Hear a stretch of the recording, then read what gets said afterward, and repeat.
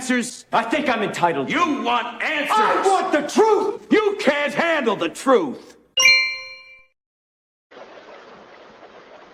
everyone, and welcome back to the Prepared Mind channel. It is probably one of the nastiest storms I've ever been in. That weren't blizzards with snow. Oh, it's pretty crazy. How are you prepared is the question I have. And the answer is 100% no, not prepared. I don't know if any of us can be 100% prepared. I guess all we can do is our very best. But what I'm going to recommend is that we all get practiced at being and acting like we're prepared. Things are getting tight. Right now, for a lot of people, the power's off. You're not going to go anywhere. For some reason, it just seems like in the middle of the night, it's going to rain so much that you can't get it. Anyways, so the point is let's look at what is going on out there. I've heard way too many people who prepare say things like, well, since I know what's happening, what's coming,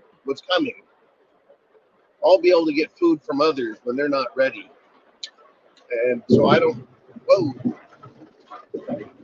need to have food. Hey, food's not that big of a deal. I'll hunt and fish for my food. But if everyone else is hunting and fishing for food, there's not much. And it won't take long for everyone to figure out. It won't take long for everyone to figure out if there's a transportation issue with grocery stores. They won't be getting more food. They'll figure it out real quick and stop giving away food. It'll be human nature. And human nature will also be, I'm out of food, I'm going to hurt other people. So that won't be a secret. A lot of would-be so-called preppers say, well, I'll just go take food from others. Well, number one, that's basically evil, criminal. Number two, it shows a lack of character to say you will take food from other people. But understand this, for those that think that those go on and victimize other people for food. It won't take the planet very long to figure out that they're going to need to defend themselves, and they will start doing that. People, after the first, I would say, a couple go-rounds, are going to realize that there's a penalty to pay. You'll get shot. Now, water's another big one. Water's a huge one, and I want to talk about that. Most people think that water's water. Water is not water. Right now, it's raining everywhere. I can stick a cup out on the top of the truck and collect all kinds of water, right? You probably drink it safely. It's rainwater. But once say rainwater hits your roof, well, that's pretty safe still. Once it touches the ground, forget it. Right now you've got E. coli, Giardia disease. Most people don't realize that. They really think that water is water. What do you think? Do you have sanitation and purification and techniques? And even if you've got a great stream or a pond, that water is not safe to drink. There are going to be in SHTF, big time, there's going to be people suffering from being poisoned by water. We're going to do that. I haven't had this much rain since I was in the RMZ and I was in the yurt, and it was pounding so heavy I could barely do the show. Pretty crazy stuff. This is one heck of a rainstorm. In that storm, I got 18 inches of rain in less than 12 hours. It was crazy. All right, so back to the show. Are you prepared 100%? Now, right, clothing is a huge one. You'll find out that your clothing needs are going to be quite a bit different in a SHTF scenario than it is on regular. For some people, no. For a lot of people, yes.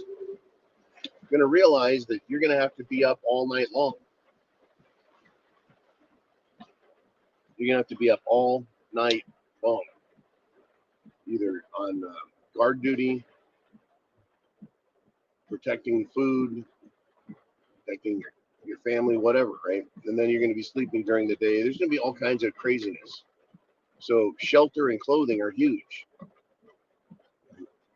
How can you protect your house? Well, one of the threats of, I think, we've noticed is people breaking into your house. And we're starting to see this with these home invasions and other types of robberies coming from these foreigners, illegal immigrants, criminals. That's all lightning flashes, by the way. So how are you going to keep them out of your house if they can break in a window on the east side, the south side, the north side, the west side? You're going to have to board up windows to protect yourself so that you limit the types of entry. Because once they get in, it's over. So they will be and do everything they can in a hurry to get in. They will smash and jump in. But if they've got to work at it, it's going to take a lot of noise and a lot of time. You'll be alerted to it and you'll be able to defend yourself. So having a good shelter, a good home, is so much more than just having a roof over your head. It's being able to defend it and be protected by it. Well, from the elements and from people. And people are always the biggest threat. You can be killed by bad weather, yes. Nature can definitely put an end to you. But with the right preparation, you can be prepared for it. And that's going to continue to be key. Florida. I visited Florida back in 2011. I took my kids to the the NASA site. There was no Elon Musk back then. We got 6 inches of rain in like an hour. Parking lot had 6 inches of standing rain. Great. Florida.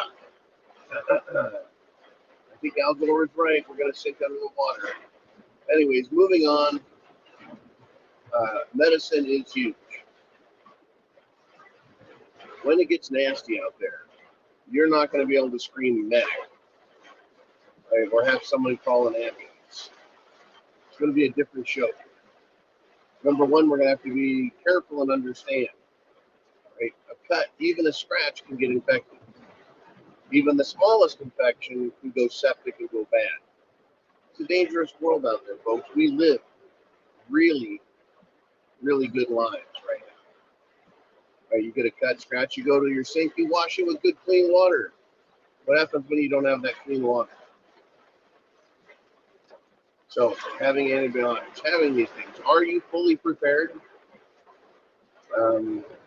It's tricky. I really want to say, if you watch the survival shows, that have been on for a dozen years, better than a dozen years, they love to show people, these are survivalists. In jungles, on islands, in mountains, in deserts. These are survivalists. These are people who are trained, supposedly. And guess what? They run into trouble. Sometimes they've got to quit. They've got to stop the show. They can't handle it. It's too hard. Like, they need medical attention. You know, there's a difference, though, is they get to do everything they do. They make one mistake and the show's over. But in SHTF, when we say the show's over, that means your lights are out. It's done. And finally, as usual, self-defense, folks. Are you really ready? Not only do you need the tools, that would be guns. Not only do you need the training, that would be using ammunition at a shooting range and getting familiar with your weapon and then how to competently handle it and hit the target. But are you ready up here? You understand the kill or be killed attitude. You understand the psychology of desperate people because you really need to understand them. Chance favors the prepared mind, and I know yours is. So make sure everything's prepared when you're ready.